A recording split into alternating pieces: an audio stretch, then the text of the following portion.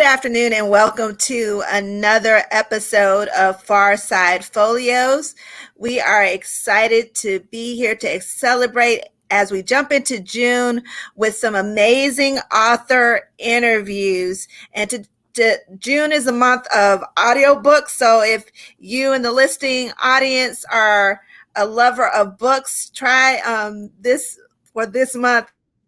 Try jumping into an audiobook and checking it out and see if that works for you. And today we have as our special guest to the far side, Ms. Claudia Blood. She is the amazing author of the book that we're discussing on today, which is book one of the Relic Series, Company Assassins. She loves epic fantasies. Her love of epic fantasies led her from a life as a research scientist right into that of an award-winning author with works such as this Relic trilogy. She has the Merge series and the Supernatural Detective Agency. Claudia Blood's works cover a wide range of genres and themes that have captivated many. So she juggles her roles as a wife, a mom, a pet wrangler, and that doesn't leave much free time, but Claudia is filled to the brim with creating sci-fi and fantasy novels set in worlds that may be slightly familiar and then some that are totally unique and new. So welcome to the far side, Claudia Blood. Thank you for having me. All right, so we are so excited to have you with us to talk about this series, the Relic trilogy, especially book one. You open Company Assassin, which is book one, with the following words: "Time is coming apart at the seams, and a tech-savvy teenage orphan is the only one who can save the past and the future." So what is the significance about this opening statement for the story that follows? So the world that the Relic trilogy is set in is actually has a time issue. There was a time machine that kind of went off, and it's causing some currents in time to go through there. And so it's only Duff, who is the main character, who's able to bring together all of the different things that allow them to finally, at the end of the trilogy, deal with that. There's a lot of twists and turns, but he's the one who can help. So as an author, award-winning author, you know the importance of having that hook, that strong opening line. So can you tell some of our viewers what's the importance of that piece of the writing process? So you and I both know that today, in today's day and age, that our attention span is super small. I mean, we don't give the stuff, a chance. You look 30 seconds at something, and if you don't like it, you're out. So if you can't catch that reader right away and give them a flavor for what it is that you're offering with this book, they're gone. They're on to the next book. They're on to the next video. They're gone. So it's super important. Now, book one introduces the reader to Duff, who's a young man coming to adulthood in an orphanage. How does this transition kind of influence his decisions throughout the course of the book? So this orphanage is not like normal orphanages. This is in a planet that's company controlled. And the leader, the person who runs the company has ulterior motives for treating the orphans very poorly. So they kind of band together, and he's used all of his smarts and resources to help the orphanage. Well, when he turns 18, he's not legally allowed to stay there anymore. And his whole world changes, and all that resource that he was putting towards the company, he now has to figure out how to survive. And he's basically thrown out. And if he doesn't get out, he'll be put in the jungle with no resources whatsoever. And the jungle's filled with alien, creatures and monsters. So nobody can live out there without some good resources. So this introduction also makes mention kind of a form of currency called the relic. Now, how does the need for having this currency kind of shape Duff's interactions and efforts to obtain it? So relics are little pieces of Earth's past that have come forward in time and are sprinkled throughout the jungle. And they are worth something because the person who runs the company wants them, and they've got time, energy, and it's something that she wants for her own personal reasons. So the only way to get ahead, it's like almost like winning the lottery and solving all of your world's problems if you can find a relic in the jungle. So it's extremely important. Everything else is sort of like a trade poor substitute. So people, they'll go out into this very, very dangerous monster infested jungle to look for this because it's their only way to survive. If they can't find them, there's starvation. There's, terrible things that happen to you if you can't find them. The company Assassin is like the first in the Relic series and was published during this kind of pandemic time that we've experienced. How did that impact your writing process or influence or shape the form of the story?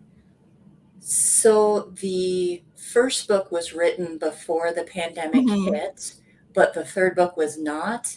And you know how the pandemic hit most people. I mean, there was some, sometimes very shattering changes that happened. Your kids no longer in school. I've got young kids, so I had Mhm. to do the whole school from home thing. Respect teachers, holy cats. But but it really made you sort of appreciate how much you had, I think, and how different and the things that you would do to try and keep what you have and to Mhm. help your kids and whatnot. So I think that third book, it really kind of came together and it became Mhm. almost a little more desperate, if that makes any sense. Like that desperation kind of came through in the third book.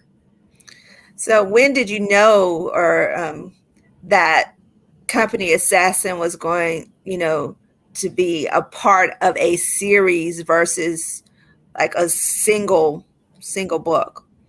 So the company Assassin started from a dream that I had about a people going through the jungle and finding an alien artifact and going in and bringing back an 80s aerobic instructor. And to get there, I ended up having to do a book and a half before. And then as I was going through, I recognized that there was just an ending that was too big for one book. Like there were just too many threads that had to come together to make a satisfying ending at the end. So I settled on three books and worked through the whole plotting structure to end up getting there. So it was right away. I started writing. I was like, this is going to make no sense without something else coming before this. So, can you give our audience, those who are watching live, as well as those who are going to come back and watch the replay, kind of a premise, of the company Assassin, without giving the whole story away? So the premise, I really struggled with the premise because, okay, I love the bad guy in this. The bad guy is Ravine, and she is the whole core of the story is about Ravine who lost her daughter and will do anything. And she does some really terrible things to try and get her back. And she's the bad guy in this. So everything is set up with her as the bad guy and with them fighting against her trying to bring her daughter back, which is in essence going to break apart the world, the universe as we know it, because of the things that she's monkeying with. So I know I should have it from the good guy's perspective, but Oh, unfortunately, the bad wow. guy. But No. that's a part of, those threads, because sometimes in stories, you know, you root for the hero, the heroine, and the story of the villain, so to speak, is kind of in the shadows, or it's like a little part. But in this book, you've made the character of the villain such that the reader empathizes, or Yeah. has feels makes some connection to um to the villain, Yeah. and kind of puts you at mind as to, okay, you know you see the Duff and his you know efforts to save those he loves and defend, and relationships um, with other characters within the story. And then now you've got this villain who's kind of Doing the doing same thing. Right? Because isn't that the quote that the villain, they're the hero in their own story? And so She actually inspired what I'm working on right now, which is the prequel for it, which is how did she get that? How did she get to be the head of the company and lose her daughter and have all of these crazy things going on? And she was just, I found her very inspiring. Not that I want to be here because she really was a terrible person. Um, and so with and this is just book one, okay? So book one has a number of different issues. You got this challenge of, kind of coming of age and coming into your own, having like adult responsibilities and decision making, kind of a willingness to go above and beyond to protect and meet the needs of those that you love. What is like a lesson or theme in this particular book that struck a chord with you as the writer? So this book was about secrets for me. The two, Duff and Z, have an interaction in the past that's a secret, and it's about how those secrets can kind of twist and change your relationships, and also about forgiveness because the things that have happened in the past were actually fairly terrible, and it was about whether or not Duff was able and willing to forgive what happened and understand where the person was coming from. So there's a lot of secrets in there. I love secrets in story. And secrets will be revealed and made known to the reader as you read through book one, book Nope. one, Company Assassin, and then follow the rest of the Relic trilogy. So we're here live on Pharside Pholios with Claudia Blood as she talks about book one in the Relic series, which is Company Assassin. And so she's mentioned about themes, some things that struck a chord with her, with lessons of forgiveness and secrets. And you talk about Duff and Z. You got the orphan and a crew leader. Now, how does that dynamic present itself as a challenge? Even an opportunity as the story unfolds. And it is true. Z is the leader of the special crew. They call it the Z crew, and he is has built something that is completely unlike any of the other crews out there because of his background. He actually knows Duff from before. Duff does not know that. And so there's kind of not only that he's the leader of the crew and teaching him about the jungle and about surviving, but there's also that past that's sort of twisting through with their relationship and, how much do you share as they get closer in friendship. So it's kind of interesting. So now you also have this kind of those who are called the seers, and what is their role in the community? So, as relics are things that have moved forward in time, seers are people that have been drawn forward in time and land in this jungle planet. It is not.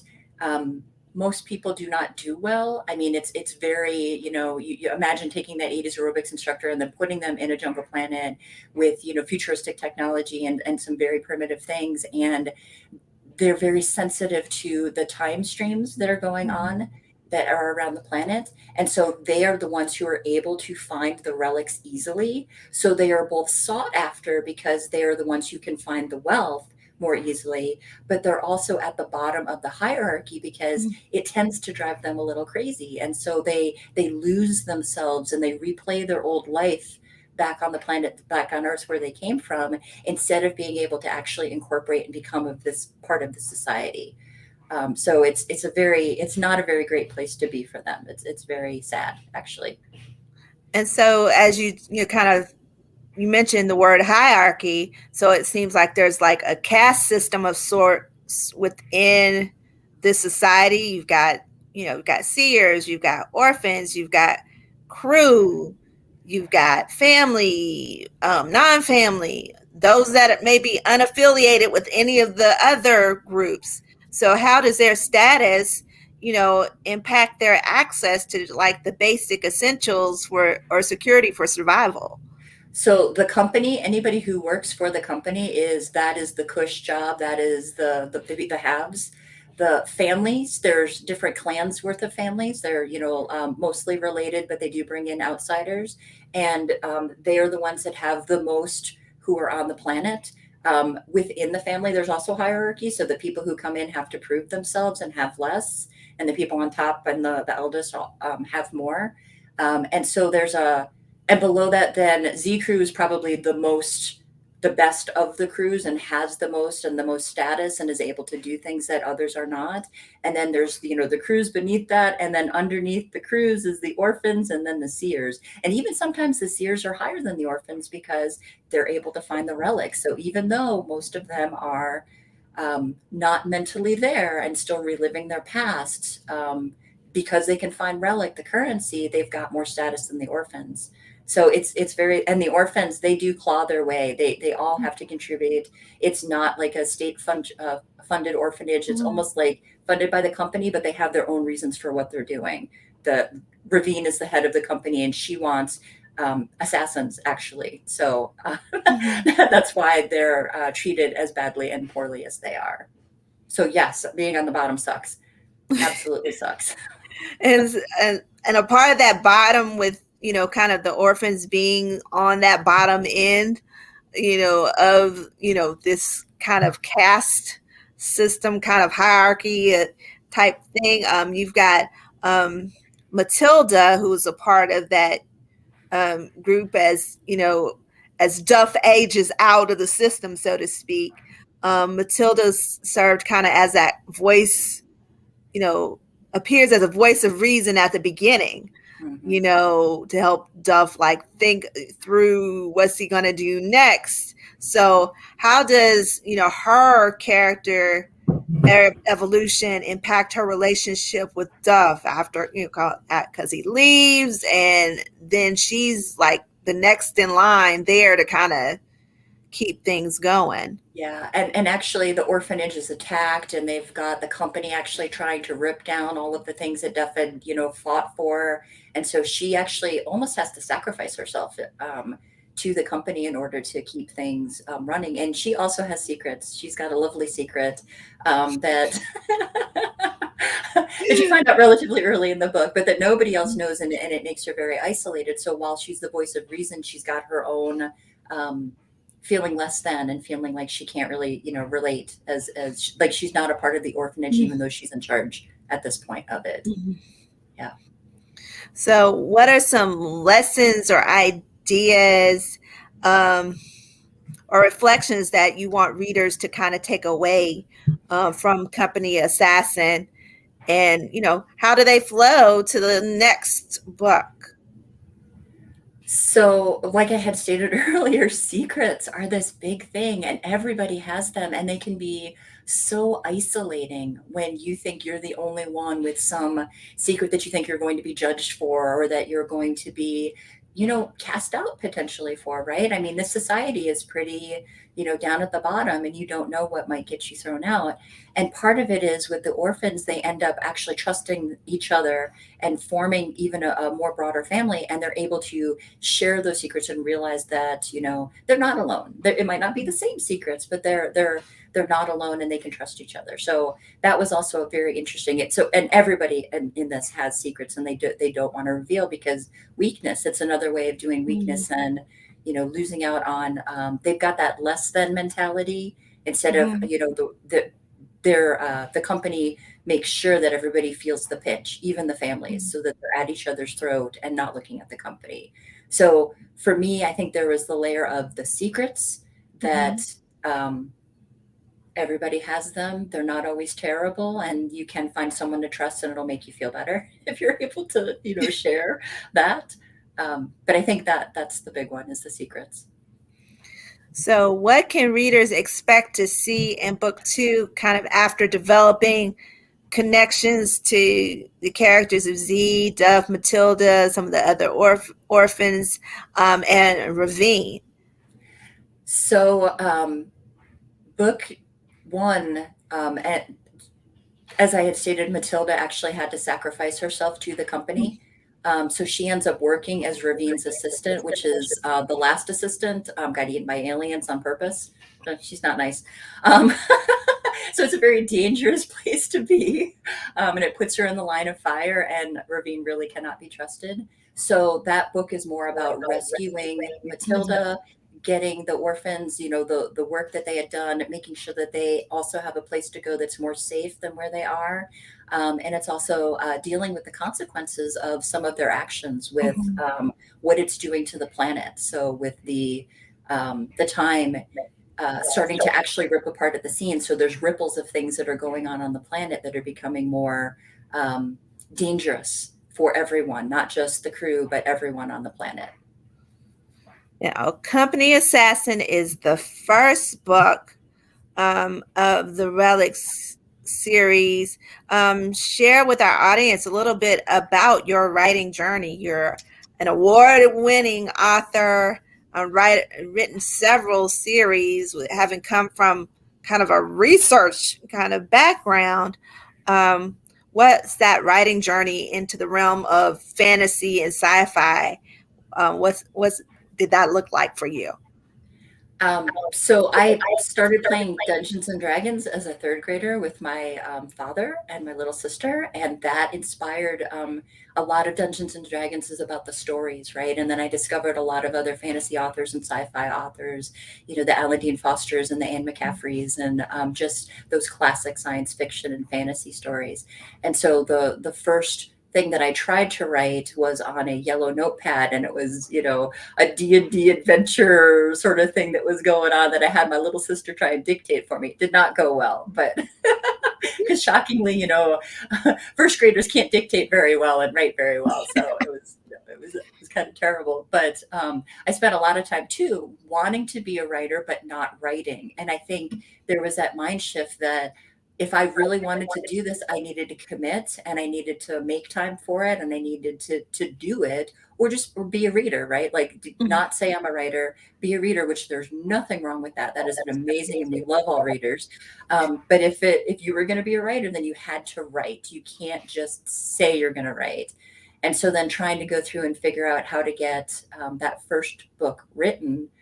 Books are daunting. I mean, there's a lot of words in that, and they have to be good words, and there's like structure and characters, and oh my God, what are you doing? But the first book that I got done was At the Cabin as just a mystery or a suspense, really. And I did have no supernatural elements. I just wanted to say I could finish a book. And once it was done, I was like, okay, this was unsatisfying. There needs to be some supernatural things going on in here. I need some fantasy elements inside of there. And so I rewrote it as a fantasy and loved it so much more. And so I think that love of the rules not applying, you can play and have different physics, you can have magic, you can have, hard science, you can play with things on different planets, you can what if yourself and just, make things up as you go. That's very, very, very appealing than, the real world, which can be depressing sometimes. So So, are there other genres that you are looking into diving into, or do you feel like you found your niche in the realm of fantasy and sci-fi? I really love fantasy and sci-fi, and I really like having that little bit of mystery suspense in there and the romantic side plots. So I think Mhm. I'm pretty happy with where I am, and it's so wonderful that you can have those other side plots and you can try these other things inside of your stories. So I think I'm good. So, what is something that, as a part of this writing process, from going from a young budding, to be author, writing on a notepad or dictating to a younger sibling, um, to now having works under your credit that have been published that people can see and have in hand, that And you can here, and hear and do signing you can do signings, and you go to festivals and all those kinds of things. What have you learned about yourself through this process of writing and publishing?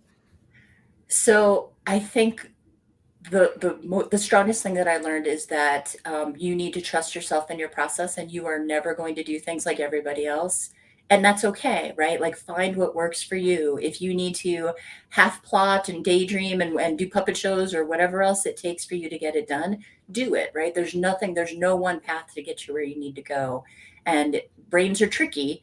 And you are probably constantly going to have to trick yourself into doing the things that you want to do, because it is hard and daunting. Even after writing what I think I'm on my seventh book, it's still, I'm like, oh my gosh, can I do this? Am I going to finish a book? Right. But I mean, I've done it. So what's up, brain? So find the things that work for you, right? Like find whatever it is and experiment. And then, that's the scientific background, right? So experiment. If it works, great. If it doesn't, that's okay. You are not broken. It just doesn't work for you, and that's okay. Try something else.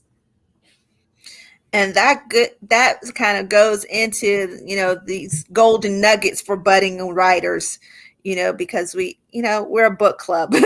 And so we have a lot of aspiring writers who may be in that stuck space of, I'm going to write, and thinking about writing. So what are some other nuggets or words of wisdom that you can give to those who aspire to write or have an idea or concept in mind?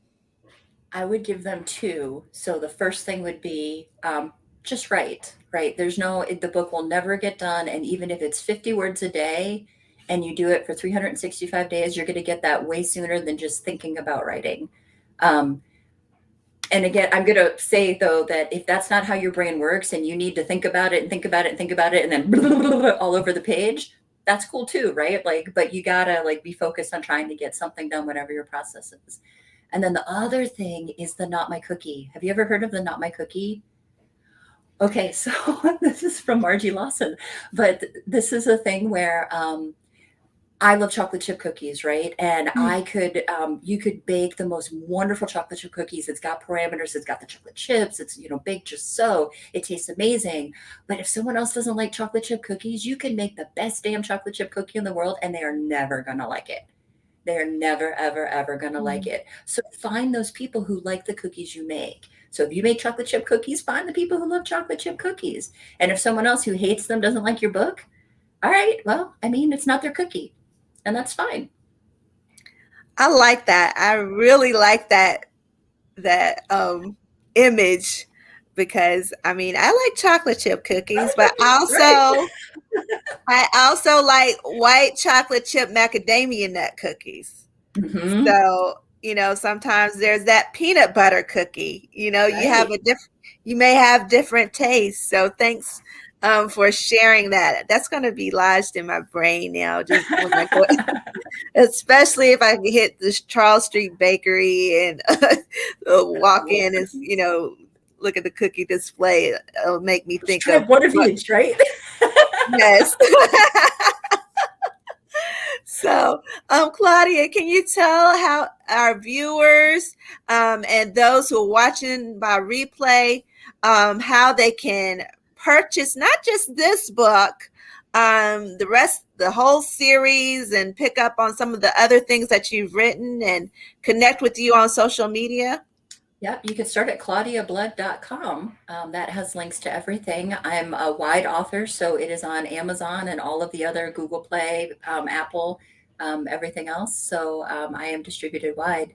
And yeah, there's a couple of anthologies that I'm in. I think it's 3 or 4 of them, and have those couple series. But I would start at claudiablood.com. All right, you've heard it here. Thank you to those who watched us live. Thank you to those who will catch us by replay. We have been talking with Claudia Blood, the author of the Relic series, and we've discussed book 1, The Company Assassin. So you want to pick up that book today if you haven't started reading it yet, because that is our read. So you want to pick up that book so that you're ready when we get ready to discuss this book and talk about it, and you can come back to the replay to hear these wonderful nuggets from the author themselves. So as you read, you can go back and replay this interview to hear this wonderful these wonderful nuggets from our guest author. So thank you so much, Claudia, for spending time with us here on the Pharside. We wish you continued success with the Relic series and all of the series that you've published to date and your anthologies and what you have may have in the works even now. And so we just wish you the best with all that you've got coming and going on.